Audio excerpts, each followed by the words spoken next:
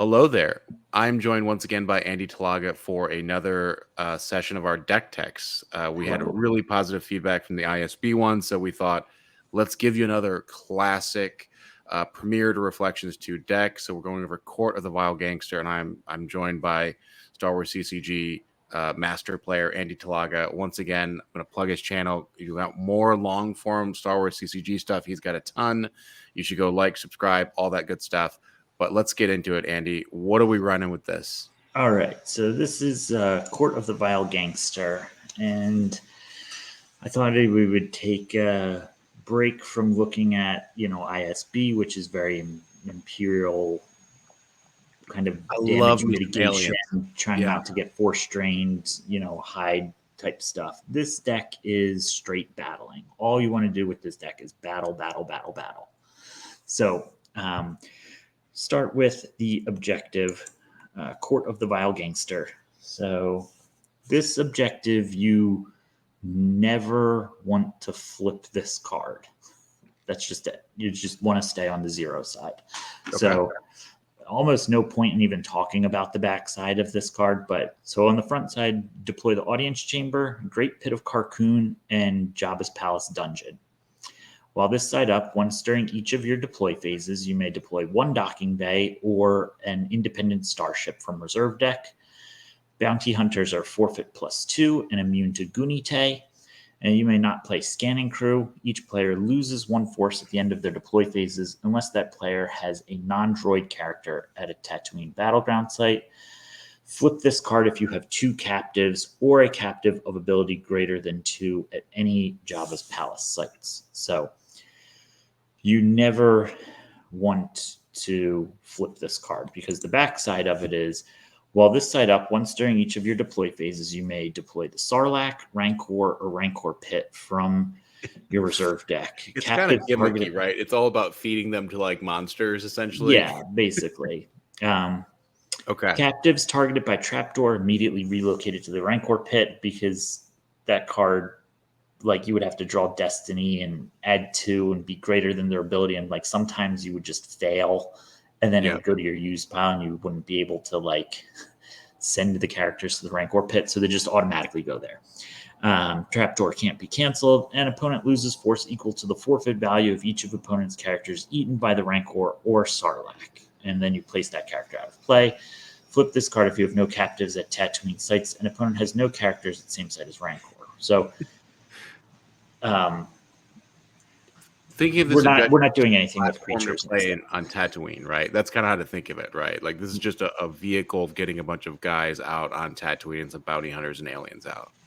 Right, exactly. Yeah, so got it. You want to stay on the front side because in effect, this is almost like a one side, like almost like Hunt Down and Destroy the Jedi, where you have a Visage of the Emperor out pinging 1 damage each turn. When you flip Hunt Down with Vader out, you don't take damage. So like the same thing, like each player loses 1 force at the end of each of their deploy phases unless that player has a non-droid character. Like you're always going to have non-droid characters at Tatooine sites. So like you're not going to take the 1 damage, just like the same way that, say, Hunt Down doesn't necessarily take the 1 damage from Visage of the Emperor. And you're trying to battle your opponent off of Tatooine. So they're going to be taking points of damage. Got it. So that's really the power of starting package a little bit here. How do you get this moving? All right. So the way you start is ideally you're going to start with prepared defenses. So you can deploy 3 effects that deploy for free and are always immune to alter. The effects that you want to start are going to be No Bargain. So this deploys on your side of the table. While no Imperials are at any Jabba's Palace sites, at all such sites, Rebels are deployed +2. Revolution is canceled, and your non-unique aliens are each forfeit +1. You don't really care about non-unique aliens or really Revolution for that matter. Really, it's just that Rebels are going to be deployed +2. You're going to start with Power of the Hutt, which deploys on table, and once during each of your turns, you can take Boello, Effant Man, Jabba's Sail Barge, Jabba's Space Cruiser, or Hutt Influence into your hand from your reserve deck. And also your aliens aboard Jabba's Sail Barge are immune to attrition less than 6, which is a lot. Your third effect really is going to vary based on what your opponent's going to do. Most of the time you're going to start There Is No Try and Oppressive Enforcement just to protect yourself from Sense and Alter. You could start Secret Plans against some decks. You really are not going to start First Strike, but you could. So most of the time, no Bargain, Power the Hut, and There Is No Try, Oppressive Enforcement. So on your first turn, what you'll want to do is you can deploy a Docking Bay. So your Docking Bay you're going to get first is going to be Death Star 2 Docking Bay, just for force generation, basically. And then a lot of times you're going to use your game text on the audience chamber to pull out an alien. That alien is almost always going to be Mighty Jabba. He deploys -2 to a Jabba's Palace site. When he's with your alien leader, he adds 1 Battle Destiny, and then he does some stuff with escorting captives, but he can also not be targeted by weapons unless all of your other aliens are hit, and he has some immunity to attrition. You will then use Power of the Hut. You want to be able to pull up Buello, who kind of works like Grand Moff Tarkin when Grand Moff Tarkin's with Darth Vader. He can, when he's with your alien leader, which Jabba is, he can cancel an opponent's battle. So already you're gonna get 2 Battle Destiny with Jabba and plus and Buello, yeah, and then you're canceling theirs. Or Effant Man is a leader, or Prince Gizor is a leader, and then you want to get Galad set up, and Galad adds 1 to your 4 strings at Jabba's Palace sites. So your Jabba's Palace audience chamber, your dungeon, your lower passages, and Jabba's Palace itself all now get a 4-string +1 to them. You have a couple of other sites that are just floating, basically the Cantina, as a way to hide. Most of the decks are going to be Watch Your Step. So there is a version of Watch Your Step that plays a lot of Palace Raiders and Patrol Crafts. So it's another interior site that you can hide at. From there, you're just battling. You've got all these different like EPP bounty hunters. Forlom, he adds a destiny if he's with Jabba or Zuckuss and can cancel game text of your opponent's character. You have Boba Fett, who's adding battle destinies with Han or Jabba. You have Dengar, who's going to shoot 2 times with his gun. You've got IG-88. IG-88 you do have to be a little bit careful about, because if you decide to seize the character that you target, so he can capture, if he hits a character with his gun, he can capture them. When you capture a character, if they have ability greater than 2, you're going to flip. So like 99% of the time, you have the option to seize or escape. If you seize them, he'll capture them, and then you're probably going to flip your objective. So you let them escape, and escape means that if they were to be captured, they instead go to your opponent's used pile. And then you have some good cards that are just good against like Watch Your Step. So Guri, we talked about her in our ISB video. She limits battle destinies. And then Jodocast also limits battle destinies. When in a battle, if opponent draws more than 1 battle destiny, you may cancel 1. So if they're going to draw 2, you get to cancel 1. If they draw 3, you can still only cancel 1 and they get 2, but it's better than nothing. And then you have Snuva, who is just excellent. He's power 6, ability 2, armor 4.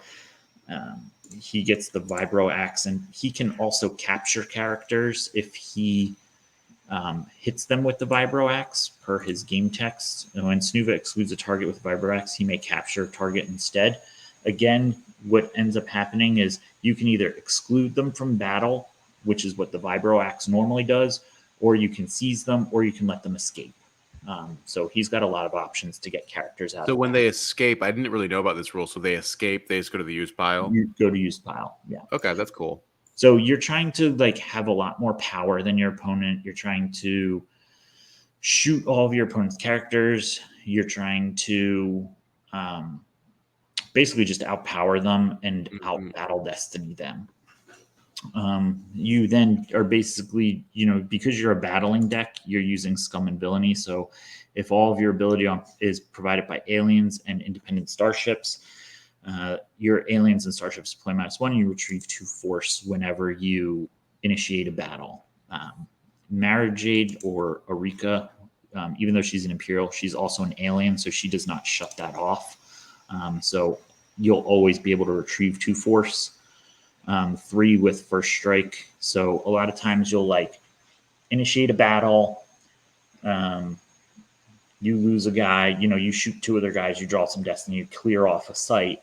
You go to the next site, initiate a battle, and you retrieve all your characters that you just lost from the previous battle, right? And then like 2 turns later, when you're drawing cards back up into your hand, you draw back into the characters that were lost from the first battle, right? So you're just like constantly recycling all of these characters that are adding battle destinies together, firing weapons, just lots and lots of battling. Like every turn, if you're not initiating like 2 battles with this deck, you're probably losing.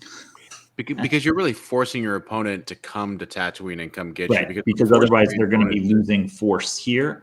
And unless they're playing like a heavy space deck, you're going to be going and battling them at their sites. Now, if they are playing a heavy space deck like Hidden Base X-Wings or Echo Base Operations, once during each of your deploy phases, you can deploy an independent starship. So you have all these independent starships here, right? Bossk, Dengar, IG-88, Virago, which works with Prince Xizor, and Zuckuss and Mist Hunter. And again, you're going to retrieve force off of Scum and Villainy and First Strike. So like you go and attack, you play Bossk at one of their sites, attack them, kill off 2 of their ships or whatever. Bossk dies. You then initiate a battle with Zuckuss, retrieve the Bossk. Zuckuss dies. The next turn, you can play Bossk back out of your deck with court, initiate a battle, retrieve the Zuckuss, et cetera, rinse and repeat. So you just like have like this endless cycle of characters of independent starships coming in and out of space, retrieving force. So you're pretty well set up against space. You're pretty well set up against ground.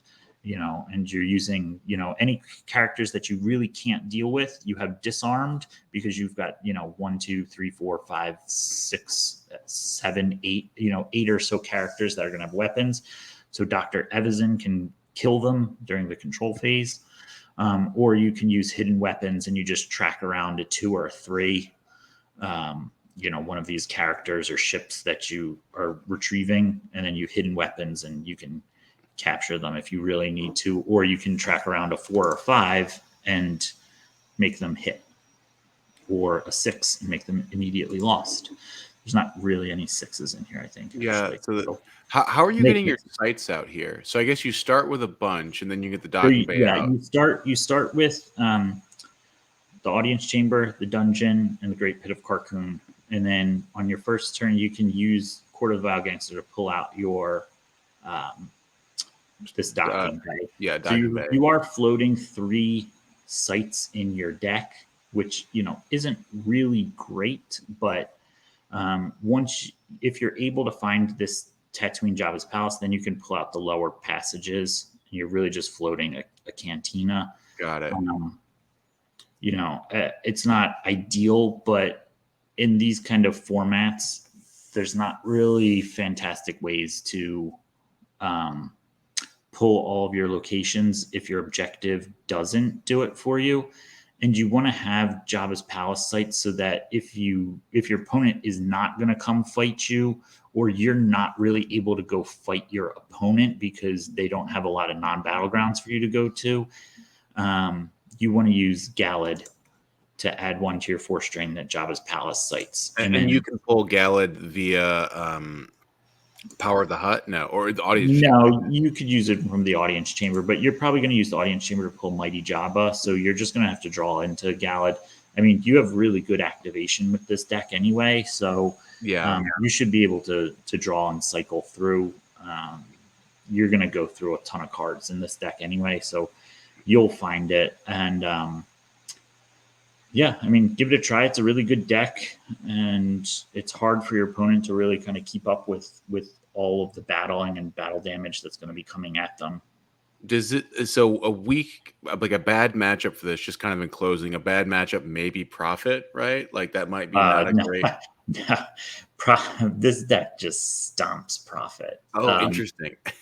Yeah, this I think you're probably like 95.5% to like Like a they win have rate. like Okay. almost no chance to beat you because all of the rebels are deploy plus, and Yeah. then you can have cycling none shall pass, so they can't come into your Jabba's palace sites, and you're just going to kill all of their characters. It's not even going to be close. I mean, at that point, against a profit deck like that, you might just go with keeping Court of the Wild Gangster flipped, and then you have IG-88 capturing people. You'll have Snuva capturing people. Han's already out of commission. They're never going to release Han. They're never going to flip their objective, and they can't force strain you on Tatooine sites. There's almost no chance that Profit can beat this deck. Okay. You're probably your worst matchup is going to be like a Throne Room mains deck. Just because they'll be able to like out activate you. And they're gonna like be able to stack characters together to try and fight you.